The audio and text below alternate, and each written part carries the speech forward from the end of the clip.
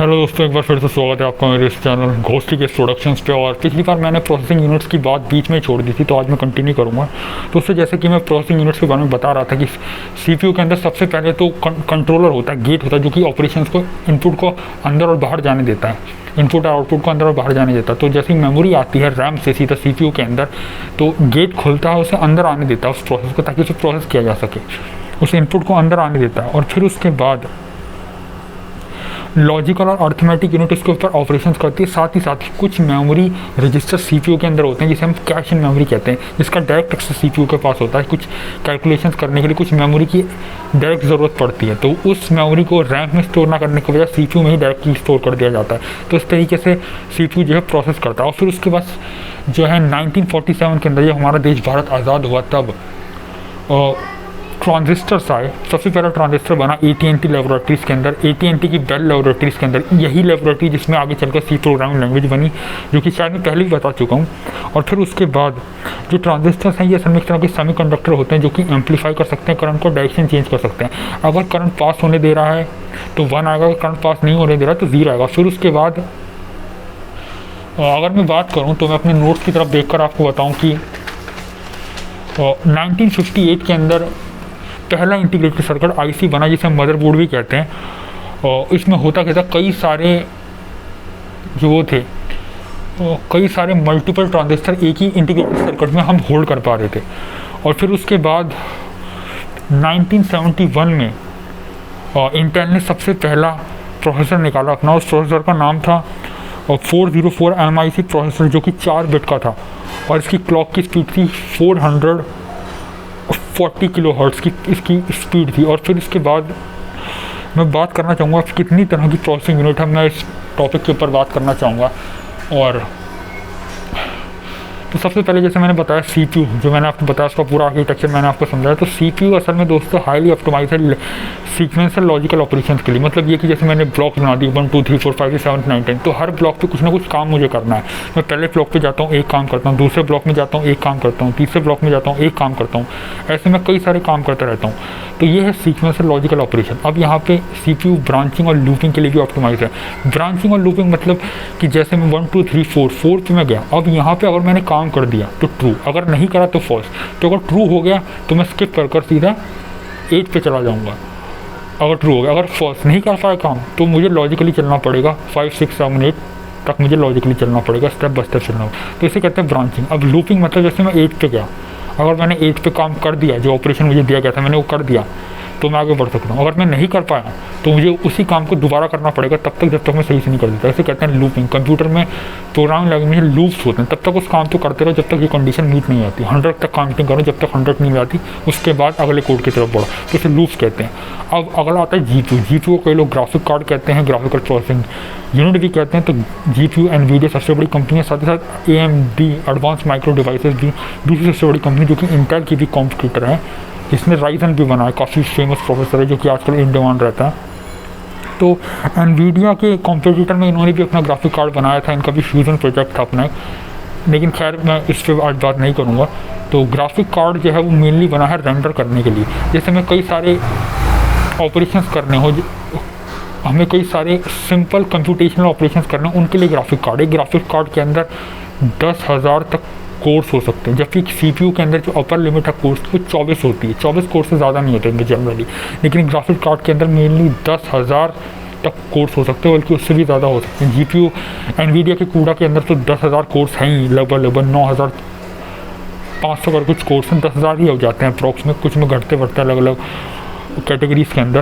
तो खैर जीपीयू उसको मेनली बनाया गया था ग्राफिक रेंडरिंग के लिए, क्योंकि ग्राफिक रेंडरिंग के लिए जीपीयू ऑप्टिमाइज है। जनरली जिस तरीके से सीपीयू ऑप्टिमाइज है सीक्वेंशियल लॉजिकल ऑपरेशंस के लिए, जीपीयू ऑप्टिमाइज है पैरेलल कंप्यूटिंग के लिए और थ्रेडिंग के लिए। पैरेलल कंप्यूटिंग मतलब जैसे आप अपने कंप्यूटर में 4 विंडोज एक साथ खोल रहे हैं, है ना, आप प्रोग्रामिंग भी कर रहे हैं और गेमिंग भी साथ साथ कर रहे हैं। जैसे मैं 4 काम एक समय पे एक साथ कर रहा हूँ, मैं बोल भी रहा हूँ, मैं वीडियो भी रिकॉर्ड कर रहा हूँ, फिर मैं नोट्स की तरफ भी देख रहा हूँ अपने जो मैंने बनाए हैं देख के बोलने के लिए। तो मैं 3 काम अलग अलग एक साथ कर रहा हूँ।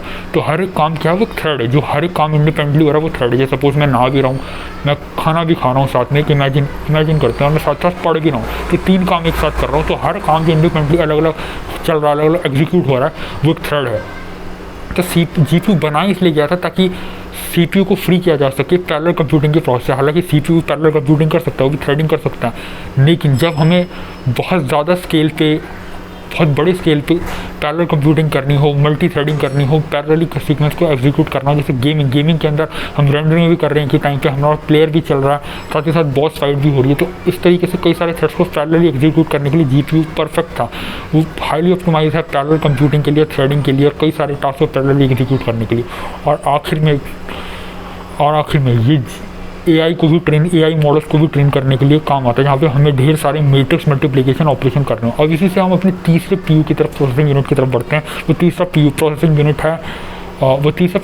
है,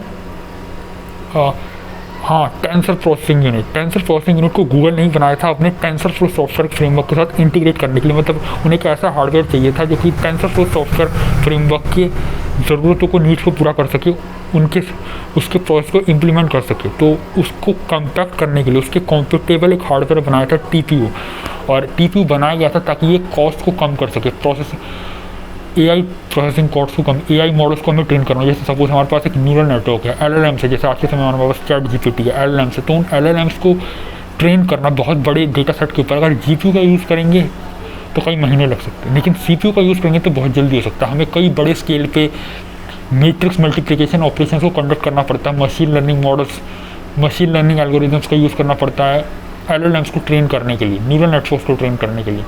तो इसके लिए एक TPU के अंदर कई सारे मल्टीप्लायर ऑप्टिमेटर होते हैं जो इन मैट्रिक्स मल्टीप्लिकेशन टास्क को बहुत जल्दी कर सकते हैं। तो इसीलिए TPU बनाया गया था, गूगल ने बनाया था, ताकि हम जो है AI मॉडल्स को ट्रेन कर सकें, वो भी कम वक्त के अंदर और कॉस्ट को बचा सकें। फिर हम तीसरे की तरफ बढ़ते हैं, वो है और DPU, डेटा प्रोसेसिंग यूनिट। और डेटा प्रोसेसिंग यूनिट की अगर हम बात करें तो ये NVIDIA के CEO जेनसन हुआंग ने कहा था कि ये थर्ड पिलर है कंप्यूटिंग की। और इसे आप जनरली नहीं सुना होगा आपने इसके बारे में। इसकी वजह ये है कि हमारे कंप्यूटर्स या लैपटॉप्स या कंज्यूमर इलेक्ट्रॉनिक्स के अंदर यूज़ नहीं होता, ये यूज़ होता है बड़े बड़े डेटा सेंटर्स के अंदर, AWS जैसे डेटा सेंटर्स के अंदर, डिजिटल OCMs के अंदर। और इसके अंदर 24 से भी ज़्यादा कोर्स होते हैं, कई सारे कोर्स होते हैं इसके अंदर, 100 से भी ऊपर कोर्स होते हैं।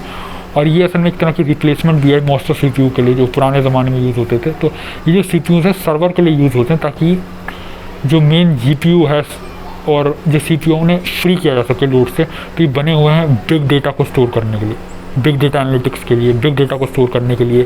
साथ साथ ये नेटवर्किंग के लिए बने हुए हैं, डेटा सिक्योरिटी के लिए बने हुए हैं ताकि कोई हैक ना कर सके। ऑप्टिमाइज है डेटा ट्रांसफ़र के लिए, हाई बैंडविड्थ के लिए, क्योंकि सर्वर से हम कनेक्ट करते हैं, जैसे हमारी एप्लीकेशन सर्वर पर डिप्लॉय है, वो कई सारी साइमल्टेनियस कनेक्शंस को हैंडल कर रही है। DDoS अटैक ना हो सर्वर पे, DDoS अटैक्स को झेलने के लिए, उन्हें रेजिस्ट करने के लिए CPUs को बनाया गया है।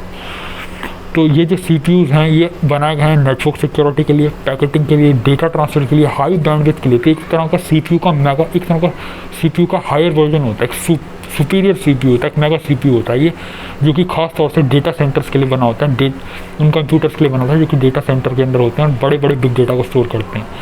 फिर अगर हम आते हैं अपने दूसरे की तरफ, सेकेंड लास्ट की तरफ, सेकेंड लास्ट है NPU, न्यूरल प्रोसेसिंग यूनिट। ये हालांकि एक अपग्रेडेड वर्जन है CPU का, और ये कंज्यूमर इलेक्ट्रॉनिक्स के अंदर यूज़ होगा। जैसे विंडोज़ ने अपना भी लैपटॉप निकाला Copilot प्लस PC, तो Copilot प्लस PC कैसे, विंडोज 10 सरफेस प्रो है ना। तो इसमें होगा क्या, जो विंडोज़ हम यूज़ करते हैं ना, विंडोज 11 जो सपोज आ रही, उसके अंदर पहले से एक LLM इंटीग्रेट होगा। जैसे कि हम ChatGPT यूज़ करते हैं, तो अब ChatGPT प्रीबिल्ड हमें विंडोज़ के अंदर मिलेगा, हमें अलग से ChatGPT यूज़ नहीं करना है। इमेज जनरेटर, एक LLM, एक AI असिस्टेंट पहले से ही उस कंप्यूटर के अंदर हार्डवेयर लेवल पे, OS जैसे हार्डवेयर लेवल पे काम करता है, तो कर्नल लेवल पे OS के साथ इंटीग्रेट होकर मिलेगा हमें एक सॉफ्टवेयर, हमें ख़रीदना नहीं पड़ेगा। जैसे विंडोज़ के अंदर वर्ड पहले से हमें मिलता है, एक्सेल पहले से मिलता है, हमें गूगल शीट यूज़ नहीं करनी पड़ती। उसी तरीके से हालांकि लोग फिर भी यूज़ करते हैं गूगल शीट, लेकिन फिर भी हमें जो है अब यूज़ नहीं करना पड़ेगा ChatGPT। हमें ChatGPT को $20 देने की ज़रूरत नहीं है, क्योंकि पहले से ही इंटीग्रेट होकर आएगा ChatGPT LLM सॉफ्टवेयर Copilot जो है वो रिप्लेसमेंट थी माइक्रोसॉफ्ट से बनी हुई की तरफ से बनी OpenAI को अल्टरनेटिव के तौर पर। OpenAI जिस तरह से ChatGPT GPT-4 को यूज़ कर रहा था, उस तरह माइक्रोसॉफ्ट ने अपना Copilot निकाला था। वो Copilot को डायरेक्टली इंटीग्रेट करके देगी विंडोज़ के अंदर, ताकि अब हमें ज़रूरत नहीं पड़े ChatGPT और Gemini AI की, वो डायरेक्टली विंडोज़ के अंदर इंटीग्रेट हुआ। तो बहुत अच्छा और फ़ायदेमंद है ये। तो इसी तरीके से चूँकि चैट जीपीटी जैसा एलएलएम पहले से ही ओएस के अंदर इंटीग्रेट होकर आ रहा है, तो इसे सपोर्ट करने के लिए, इसे सस्टेन करने के लिए एक कॉम्पैक्टेबल हार्डवेयर चाहिए जो कि इसकी रिक्वायरमेंट को पूरा कर सके, मशीन लर्निंग एल्गोरिदम्स और डीप लर्निंग एल्गोरिदम्स को इम्प्लीमेंट कर सके। तो इसलिए एनपीयू है जो कि काफ़ी ज़्यादा फास्ट है और काफ़ी ज़्यादा कैलकुलेशन, ट्रिलियंस ऑफ कैलकुलेशन से कर सकता है, ये कंप्यूटेशंस कर सकता है। तो इसलिए एनपीयू है। और ये अब आने वाले जो नए स्मार्टफोन होंगे जिनके अंदर एआई इंटीग्रेट होगा पहले से, उनके लिए नेक्स्ट स्मार्टफोन आएंगे, एंड्रॉयड के भी कोई फीचर वर्जन आने वाले जिनके अंदर एलएलएम और के अंदर एलएलएम इंटीग्रेट होगा पहले से, तो उसकी ज़रूरतों को पूरा करने के लिए ये एनपीयू आएंगे। हालांकि एनपीयू अभी इंडियन मार्केट के अंदर नहीं है, लेकिन यूनाइटेड स्टेट्स के अंदर, वेस्टर्न कंट्रीज़ के अंदर, जो डेवलप्ड कंट्रीज़ हैं उनके अंदर ये आ चुकी है। अब आखिरी की मैं बात करूँ तो वह है क्यूपीयू। क्यूपीयू मतलब क्वांटम प्रोसेसिंग यूनिट। ये टेक्नोलॉजी अभी हमें देखने को नहीं मिलने वाली, लेकिन फिर मैं कवर कर लेता हूँ। ये क्वांटम एंटेंगलमेंट और क्वांटम वर्ल्ड के फिनोमेना के ऊपर एडजस्ट होकर बनी हुई है। तो दोस्तों होता क्या है कि क्यूपीयू में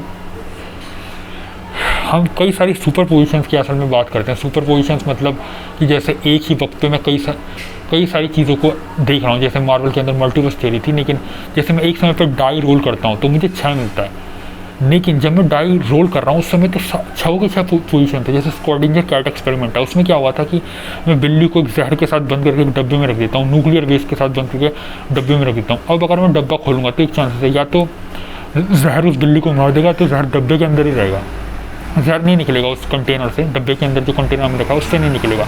या तो बिल्ली मरेगी या तो बिल्ली जिंदा रहेगी। लेकिन जब हम बंद करके रखें, जब हम ऑब्जर्व नहीं कर रहे, तो रिजल्ट हमें मिला नहीं। मतलब कुछ भी हो सकता है इस समय बिल्ली जिंदा भी हो सकती है, इस समय बिल्ली मरी भी हो सकती है। तो सुपर पोजिशन मतलब जो आउटकम हमें मिलना था, कई सारे आउटकम एग्जिस्ट करते हैं, लेकिन जब हम उन्हें देखते हैं तो एक ही आउटकम बन जाता है। मतलब ऐसे जैसे कई सारे मल्टीवर्स एग्जिस्ट करते हैं, लेकिन हम रह तो एक में ही रहे।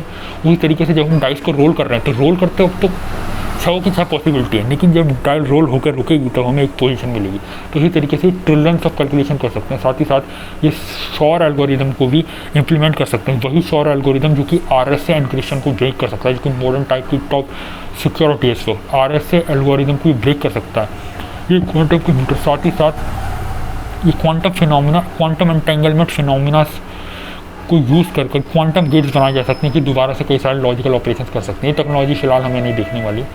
तो थैंक यू, मेरे चैनल को सब्सक्राइब कीजिएगा प्लीज़। मैं आगे भी इन्फॉर्मेटिव वीडियोस कुछ लेके आऊँगा। और ये एजुकेशनल चैनल, जैसे कि मैंने बात कर दिया, मैं काफ़ी अब कुछ समय बाद में फाइनेंस टॉपिक्स के ऊपर भी मैं बात करूँगा। तब तक के लिए थैंक्स।